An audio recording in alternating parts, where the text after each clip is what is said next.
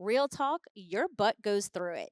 Chafing, itching, mystery rashes, a wild night, or just too many damn squats. That's where anything but comes in.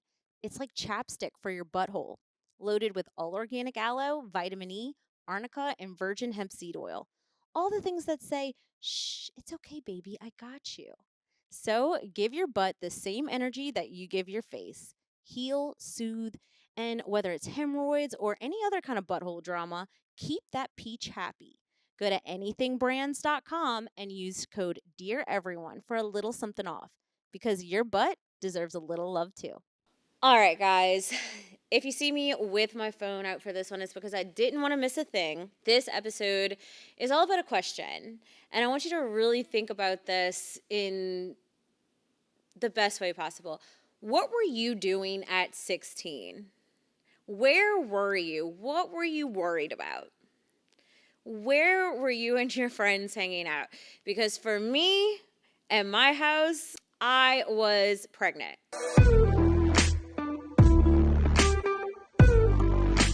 So I was a teen mom who got pregnant at 16, had my son at 17, and then got married and moved across the country at 18. So life has been hectic since the day I could remember my brain fully forming, which wasn't until much later anyway. But I say all that to say, I don't want to miss a thing. So if you see me looking down at my phone, it's because this one's important. And I want to talk about the process of that. And maybe for some of you guys, you're parents of teenagers right now. And maybe you're worried about them maybe having sex and how you would ever deal with that. Or maybe you just want to hear the tea on how this all came about. I'm here to spill it. So some people, they're getting their driver's license at 16. And for me, I was getting a baby.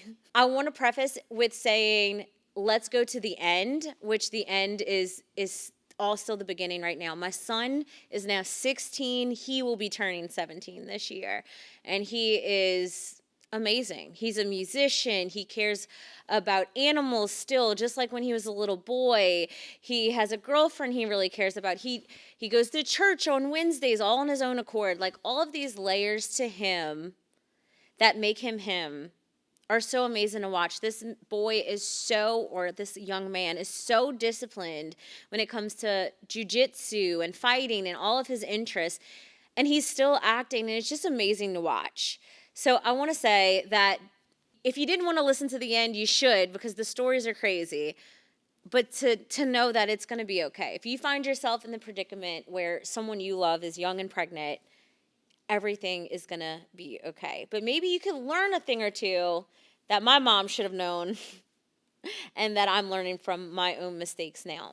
So I want to take it back to finding out I was pregnant. When I think about that, I really think and go back to the fact that I truly thought I was invincible. I felt invincible. And I know they say teenagers, they think it'll never happen to them and they feel so invincible. Truly, I had a regular ass sex life at 16, and I truly was just like, it is what it is. Who cares? Nothing, live, laugh, love. It wasn't even a thought process to me. Or if it did feel like a thought process, it just felt like conversation. It didn't feel like it would ever actually happen until it did. And I'll never forget that before I actually took the test, I was working at a restaurant. I was actually working at 2 restaurants. And I kept telling my coworkers, oh, I just feel so weird. Oh my God, something just feels off, whatever. And I woke up one morning and I had a full on 9-month belly. And it was bloat. Obviously, you don't look 9 months pregnant day one. But I was so confused. And I remember looking at myself in the mirror and being like, I would be so cute pregnant. What an idiot. I was already pregnant. Newsflash, I was already pregnant. At some point, after finding out in my friend's bathroom, we both took pregnancy tests. And mine was a plus sign. Hers was not. I was like, well, it's a light plus sign. And she's like, it doesn't matter. It's a plus sign. It wasn't light either. I was fucking delusional. I remember going to work, crying in the bathroom, telling my managers about it, like being just like so like, oh shit, I really fucked up. I really did it this time. Like I went there. And I just remember like, how am I going to tell my mom? And then I started to get sick. And every day I would have like a cold that wouldn't go away. I was feeling obviously like I was throwing up every morning. Like I just was so miserably sick. And I swear on everything, I feel like my mom like somehow did some sort of witchcraft on me to make sure I was fucking miserable my whole pregnancy as a punishment for getting pregnant. She didn't, but that is definitely what it felt like. I kept going to the doctor, and my mom finally came with me. Now, mind you, I had been telling my mom for a year at that point, can I get on birth control? Can I get on birth control? Because I knew I was having sex. I knew what I was doing. And she kept saying, no, only hoes, like only hussies, whatever moms said back then, get on birth control at 15 and 16. And I was like, yeah, hussies. So we went to the doctor. She's like, she's been sick with this like cold flu. It won't go away. Please give her something to make this shit go away. Do whatever test you have to do. And at the same time, ended the sentence before he walked out and said, it's so weird reliving this in this time because I don't come back to these memories a lot. And then she said, and can we get a referral to an OB so we could get her on birth control? And I was like, I gotta be 2-3 months pregnant right now. Like, I already was like, oh my God, I have to tell her soon. Like, what am I gonna do? The doctor is gonna give me medicine. My mom is like waiting for me to feel better. Like, I'm gonna have to take the medicine in front of her. What if it like hurts the baby? Like, oh my God. I was like, I need to be a grown up. It's time to be a grown up. So I snuck out and I was like, I have to go pee. I snuck out. I saw the doctor in the hallway and I took a deep breath and I sternly looked at him in the eye and I was like, I'm about to tell you something. And because of doctor-patient confidentiality, you are not allowed to tell her. And I don't know why, but like being mean just made me feel like I had it under control. Did not have it under control. I felt like that, and I was like, I'm pregnant, so you can't give me any medicine, but my mom doesn't know yet, and you can't tell her. And he was like, okay. So I actually don't know if the rules even applied in that way for, like, teenagers. Like, I don't know how any of that works. I guess it did, because he did not tell her. We go back in the room, and he comes back, and he closes my little notes, and he says, well, I think it's just like a virus. I think she's just going to have to, sit this one out until she starts to feel better. And my mom was like, have you lost your mind? She is obviously sick, a sickness that won't go away for weeks. Like, you're not going to run a test, you're not going to do nothing. And he's like, nope. And my mom thought my doctor lost his mind. Mind you, this doctor also was like one of those people who would just like give antibiotics for any reason. So she's like, not even antibiotics, like nothing. And he's like, nope, I'm sure you guys will figure this out. She's like, he's crazy. So after that, I knew my days were numbered and I knew that I would have to go see a doctor soon. I knew that I'd have to. He did write me a referral for an OB. So I felt like that was like the next step anyway, obviously. And that's when it all happened. It was a crazy life ever since. I told my mom. She threatened to tell my dad. I was like, let me do it. Like, it was just a lot. And that's how it all started. I would say some of the things that really kind of changed and shifted the trajectory of my life when it comes to like being 16 and pregnant was that like feeling of loneliness, feeling unsupported in a way that was like really upsetting. And like, God forbid, like I love my mom so much now. And the weight of this really did fall on her and no one else. Like, yes, it fell on me, but like her as my mother, it really did fall on her.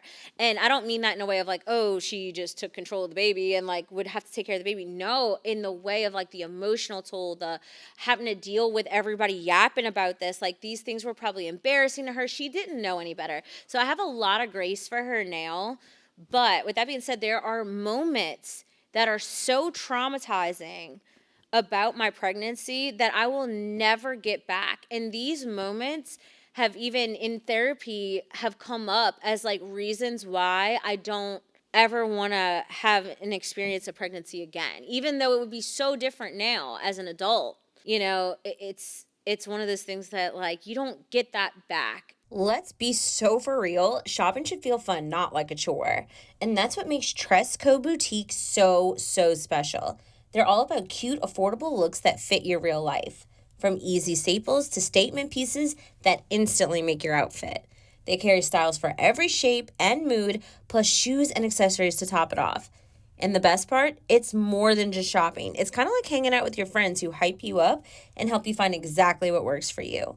So, whether you're browsing online or popping into their amazing location in Slidell, Louisiana, Tresco Boutique is where you'll find your next favorite look. Check them out at tress-co.com. That's TRES-co.com. Again, like grace from my mom, but I'll never forget when someone found out it was a daughter of a man she had dated, and we ran into her and she said, congratulations, like this, you know, all babies are blessings. And my mom said, do not congratulate her. This is nothing to be excited about.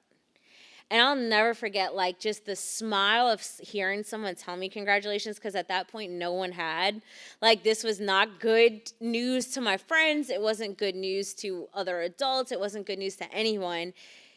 And to hear my mom say that, like, literally, I felt like the biggest piece of shit that ever had walked the planet. And I was like, wow, like, I should not be excited about this. So even when the time came for having like a baby shower and things like that, there wasn't that level of enjoyment, even though that day was beautiful. I couldn't enjoy it. And I still, even thinking about this, like feel like I could not, I'll never have that time back. And that's really hard. I think of a lot about the dreams I had before then, and I honestly can't remember them. And I don't know if that's like just trauma responses from a lifetime of trauma, or if it's because maybe I didn't have any. Maybe I was so lost at that point because I was a child of Katrina.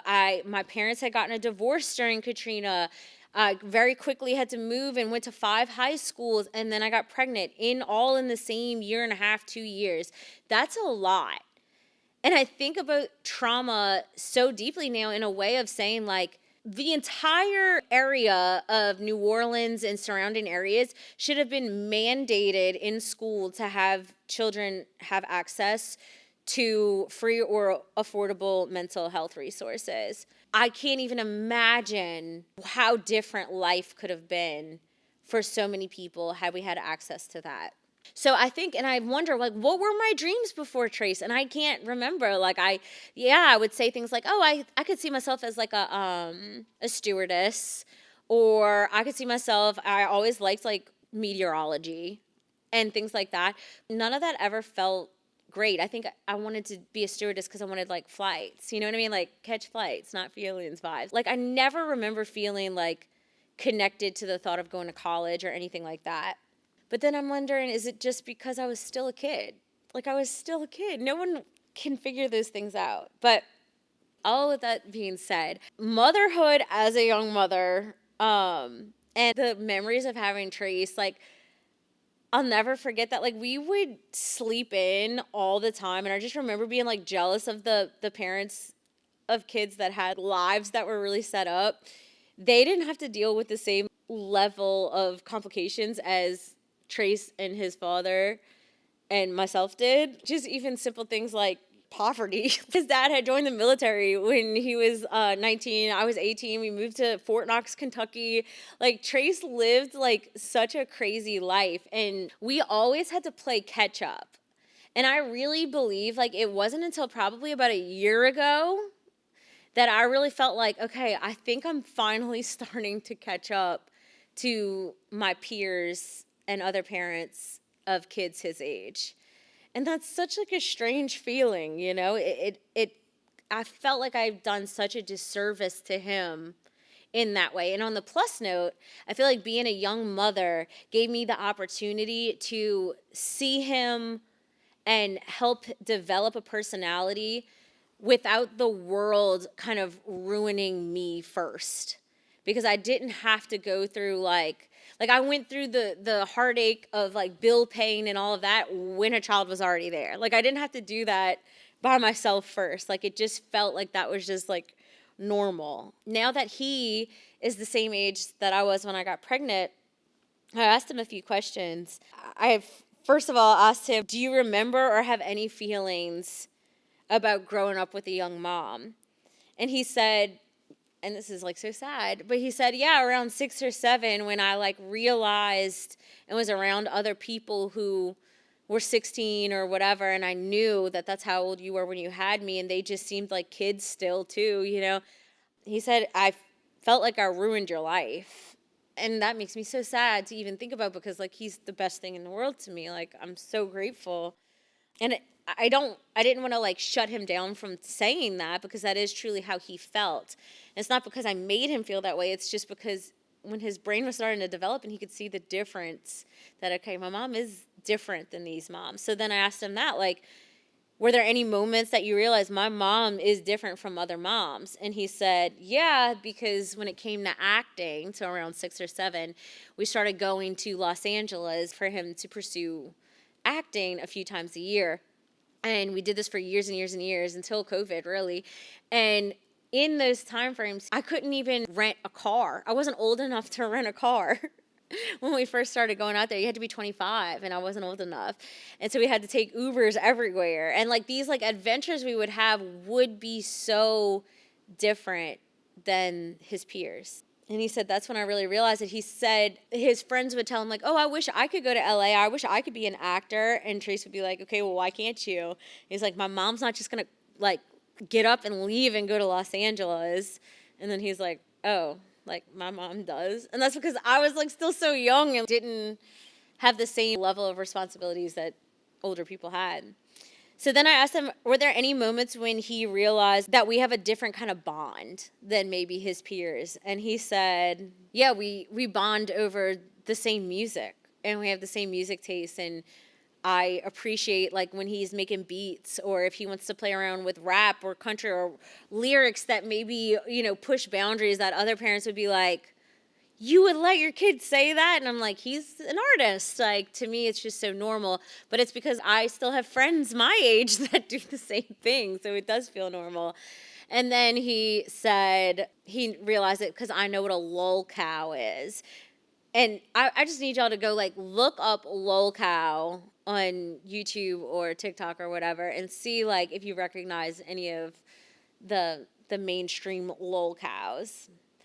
But if I could go back in time and I could change anything, I think that I would change the fact that I was unmedicated for my ADHD.